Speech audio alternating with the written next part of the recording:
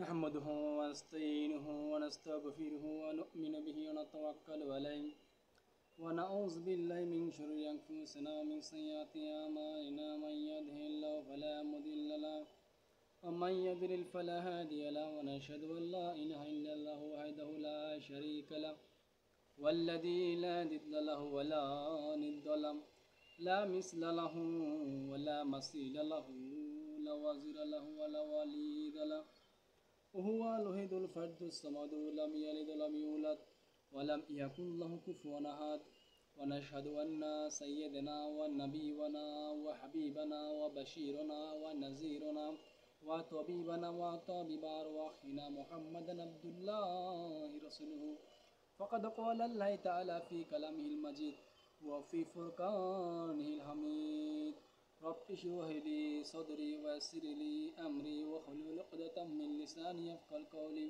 قال النبي صلى الله عليه وسلم خلص دينك يكفيك أن المال القليل قال النبي صلى الله عليه وسلم الصلاة مفتاح الجنة نحمد ونصلي على رسولك أما بعد قال النبي صلى الله عليه وسلم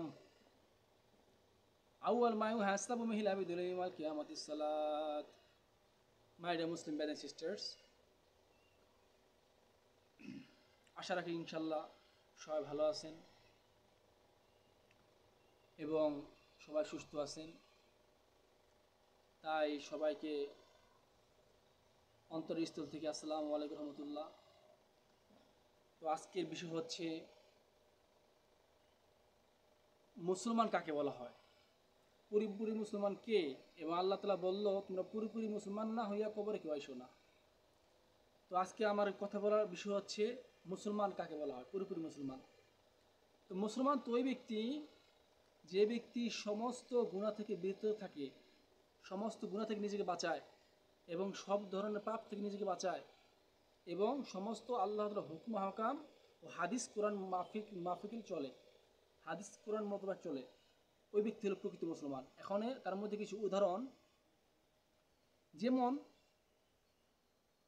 নামাজ সমূহকে আদায় করা, ফজর, জোহর, আসর, মাগরিবের, এশারের নামাজ, এটা তো আবশ্যক, ফরজ, পড়তেই হবে কন্টিনিউ।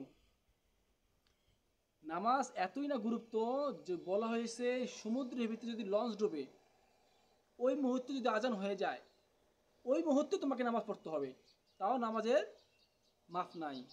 এই জন্য ভাই নামাজকে অগ্রগতি করতে হবে, নামাজকে প্রতিষ্ঠা করতে হবে।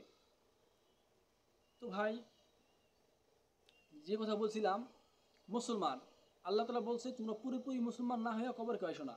এই জন্য পুরোপুরি মুসলমান তো ওই ব্যক্তি যে ব্যক্তি সুদ খাওয়ার ক্ষমতা আছে কিন্তু সুদ খেতে পারে কিন্তু সুদ থেকে বিরত নিজেকে রাখে, ওই ব্যক্তি মুসলমান।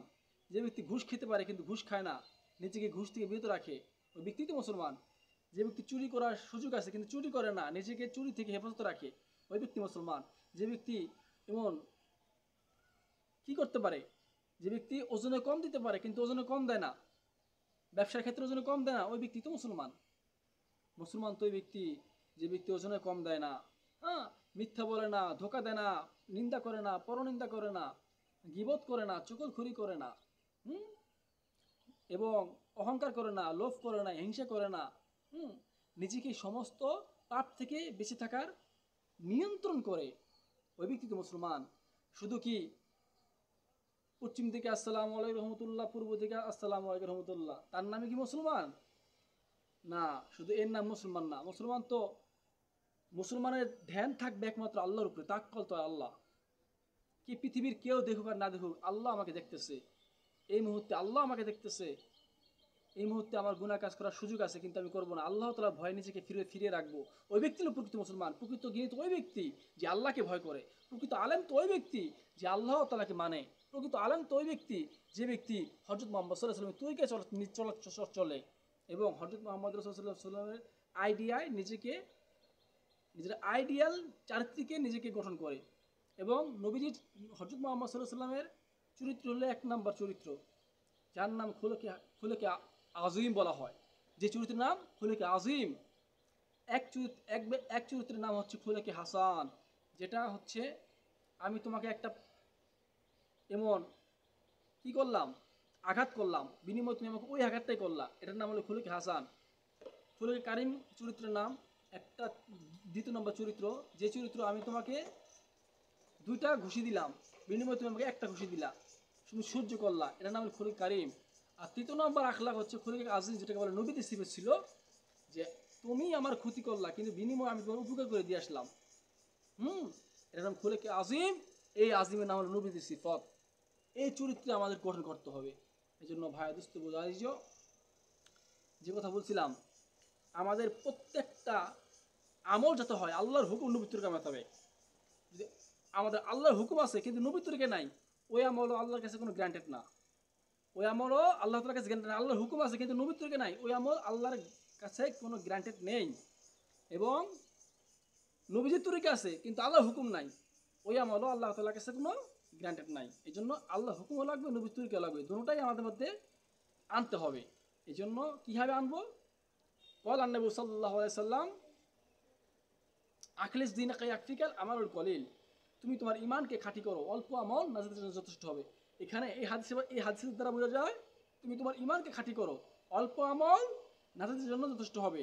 কিন্তু করতে বলছে কি? ইমানকে খাঁটি করতে বলছে। এখন ইমান যদি খাঁটি না থাকে তাহলে আমরা সুদ খাইতে পারি, ঘুষ খাইতে পারি, চুরি করতে পারি, জিনা করতে পারি, গীবত করতে পারি, চুগলখড়ি করতে, অন্যায় করতে পারি, ওজন কম দিতে পারি, ঝগড়া করতে পারি, বিদ্রুপ করতে পারি, হ্যাঁ, লোভ করতে পারি, হিংসা করতে পারি, অহংকার করতে পারি, নিন্দা করতে পারি। তাহলে ইমান যদি খাঁটি না থাকে তাহলে আমরা এই কাজগুলো করতে পারি। আর ইমান যদি খাঁটি থাকে তাহলে কি হবে? নিশ্চয়ই সুদ থেকে বিরত থাকার চেষ্টা করবো, সুদ থেকে বিরত থাকবো, ঘুষ থেকে বিরত থাকবো, চুরি থেকে বিরত থাকবো, জিনা থেকে বিরত থাকবো, গীবত থেকে বিরত থাকবো, এমন পরনিন্দা থেকে বিরত থাকবো, লোভ থেকে বিরত থাকবো, হিংসা থেকে, অহংকার থেকে, এগুলো থেকে বিরত থাকবো।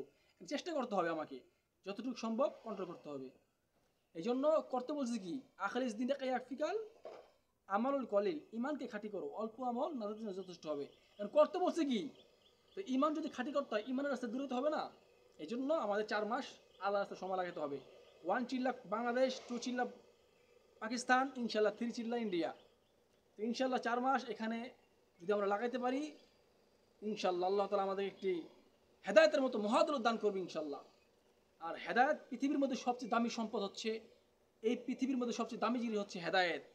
যার হেদায়েত হয়ে গেল সে ব্যক্তি দুনিয়াতেও সফল, আখিরাতেও সফল।